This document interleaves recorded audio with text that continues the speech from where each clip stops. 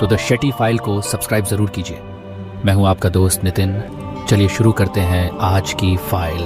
शिव के विषय में जब भी चर्चा होती है तो उनकी छवि हमारे मन में एक ऐसे योगी के रूप में उभरती है जो पहाड़ों पर बर्फ की चादर ओढ़े ध्यान में लीन बैठा है। परंतु एक और अद्भुत रहस्यमय पक्ष है। वे श्मशान में निवास करते हैं। यह विचार कई लोगों के लिए हैरानी भरा हो सकता है। आखिर क्यों? संसार के पालनकर्ता श्मशान जैसे स्थान को अपने वास के लिए चुनते हैं। इस प्रश्न का उत्तर सतही नहीं बल्कि अत्यंत गूढ़, दार्शनिक और आध्यात्मिक है। आइए आज हम इस रहस्य से पर्दा उठाते हैं और समझते हैं कि भगवान शिव श्मशान में क्यों निवास करते हैं। शिव, जिनका अर्थ ही कल्याणकारी है, वे सृष्टि के सबसे रहस्यमय और विपरीत तत्वों के स्वामी हैं। वे योगी हैं, गृहस्थ भी। वे विनाशक हैं, पालक भी। वे भस्मधारी हैं तो चंद्रशेखर भी। उनकी उपस्थिति ही जीवन और मृत्यु के हर पहलू को छूती है। शायद इसी कारण शिव को भगवान विरोधाभास भी कहा जाता है। वे हर उस चीज के साथ सहज हैं जिसे मानव समाज त्यागता या डरता है। श्मशान, जिसे अधिकांश लोग भय, दुहक और निषेध का स्थान मानते हैं, शिव के लिए तपस्या, शांति और सत्य की भूमि है। श्मशान का अर्थ है वह स्थान जहां जीवन का अंत दिखता है।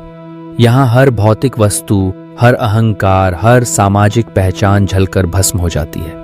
यही सत्य है जिसे हर जीव को स्वीकारना पड़ता है। शिव श्मशान में क्यों रहते हैं? इसका सबसे गहरा उत्तर यही है, मृत्यु के बाद ही जीवन का असली अर्थ समझ में आता है। श्मशान में कोई बड़ा छोटा, अमीर गरीब, ज्ञानी मूर्ख, राजा रंक, सबकी पहचान एक समान हो जाती है।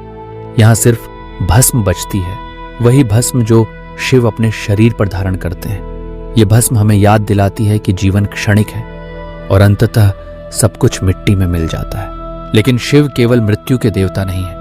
वे पुनर्जन्म, अटूट चक्र और आत्मा की अमरता के भी प्रतीक हैं।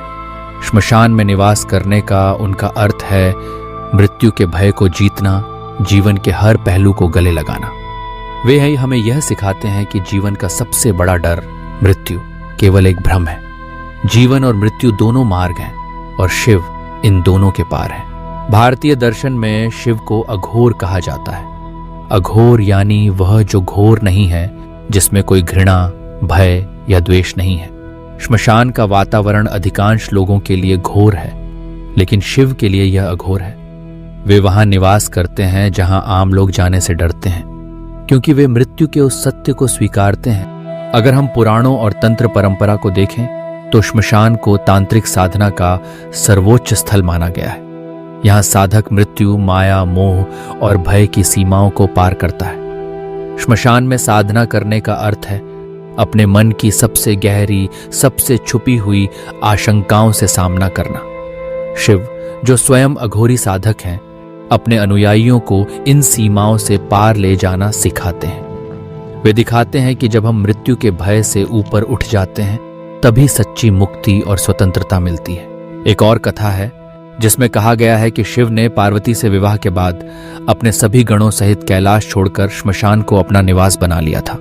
जब पार्वती ने इसका कारण पूछा तो शिव ने कहा, यहाँ कोई छल, कपट, भेदभाव या आसक्ति नहीं है। यहाँ सब बराबर हैं। यहाँ कोई बाहरी दिखावा या संसार का बंधन नहीं है। यहाँ केवल सत्य है।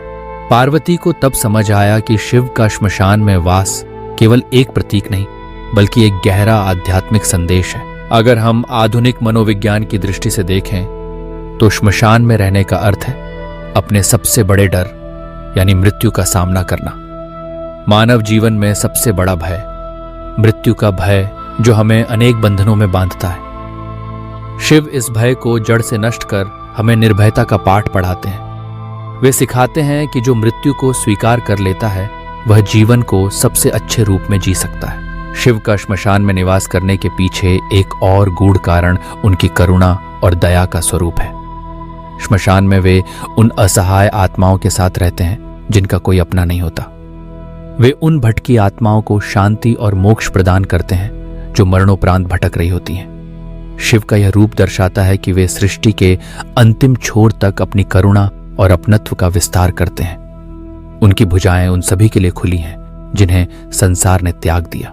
धार्मिक ग्रंथों में उल्लेखित है कि श्मशान ही वह स्थान है जहां शिव की जटाओं से निकलती गंगा संसार की समस्त अपवित्रता को शुद्ध करती है।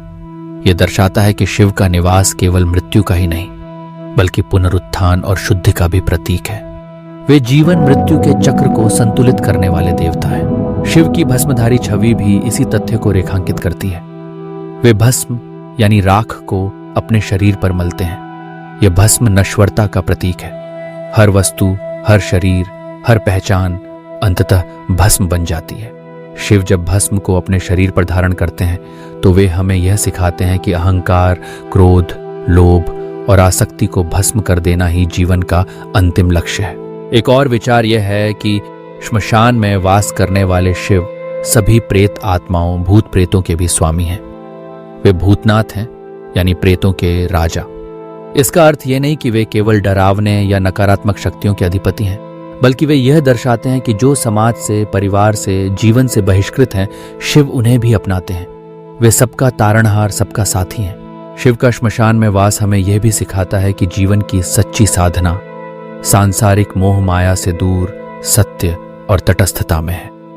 श्मशान एक ऐसा स्थान है जहां साधक अपने भीतर के विकारों का दाह करता है और शुद्धता प्राप्त करता है। शिव स्वयं इस साधना के पथ प्रदर्शक हैं और इसीलिए वे श्मशान को अपना निवास बनाते हैं। शिव का श्मशान में निवास करना केवल एक धार्मिक या पौराणिक कथा नहीं बल्कि एक गहरा सार्वभौमिक सत्य है।